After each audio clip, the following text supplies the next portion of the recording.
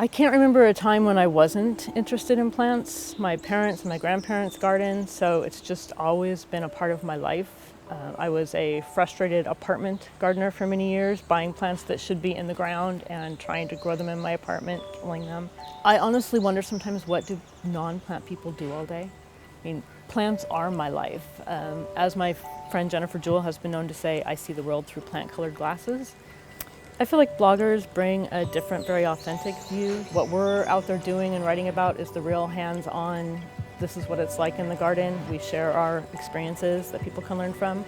By seeing what we're creating and how we fail and what our mistakes are and our challenges, people realize that it's not always that finished, pretty picture, and they get to go along for the journey and learn from what we're doing. I was looking at the camera and then at you. Do you want me to do it again? But look at you. I'm Loree Bohl, and I am the author of the blog Danger Garden.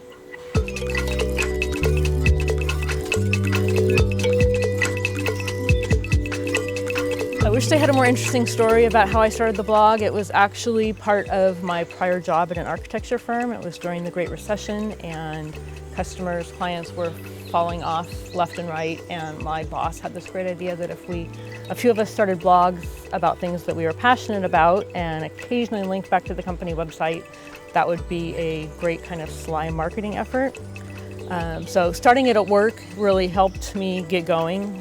Being able to, at work, write about gardening when I wasn't even doing that for a living was pretty great. I was trying to come up with a name that really felt right for me, and my husband came up with Danger Garden because we had a pug at the time, and as you know, pugs have kind of little bulgy eyes, and we had a bunch of agaves and spiky things in the ground, and so he decided that it should be called Danger Garden, and yeah, that works for me.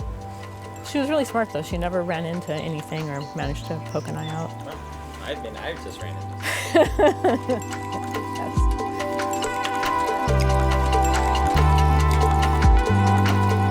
Someone, a blog reader, actually pointed out to me that I have an affinity for little tiny leaves and great big leaves and not much in between. My garden, my plants are definitely different than the average, especially Portland garden. I'm not a pretty flower person. I love foliage and spikes, obviously, that's why the name Danger Garden. I love introducing people to a different way of looking at a garden. It doesn't have to just be about that fleeting flower. Colorful foliage, interesting foliage takes you through all the seasons. There are so many cool things going on out here in the garden every day, and getting to share them with people who are just starting to learn what it's all about is a very cool thing.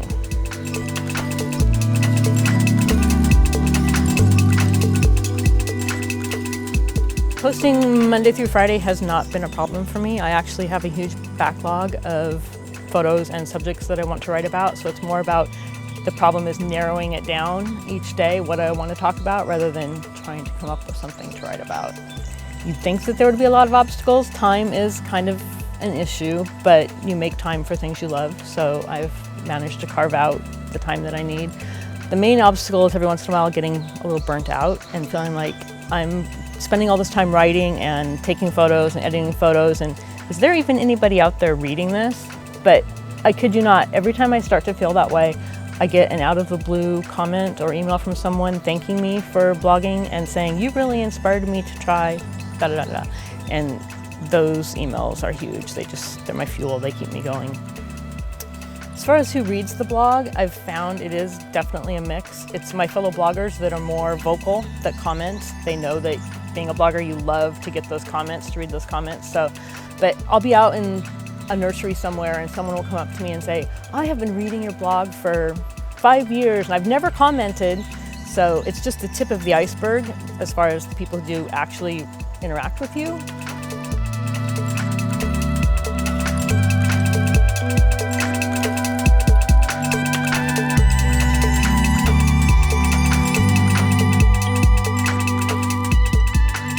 Beginning the blog, I didn't really have an idea of all the doors that it would open for me.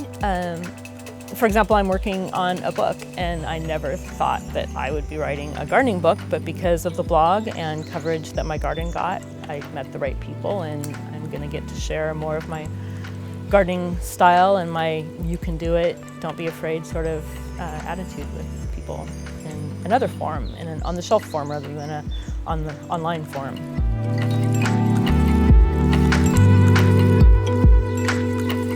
I struggle with people saying, oh, I can't do that. I could never have a garden like that. And you could if it's something that you want. I really honestly believe there is no such thing as someone who can't grow plants.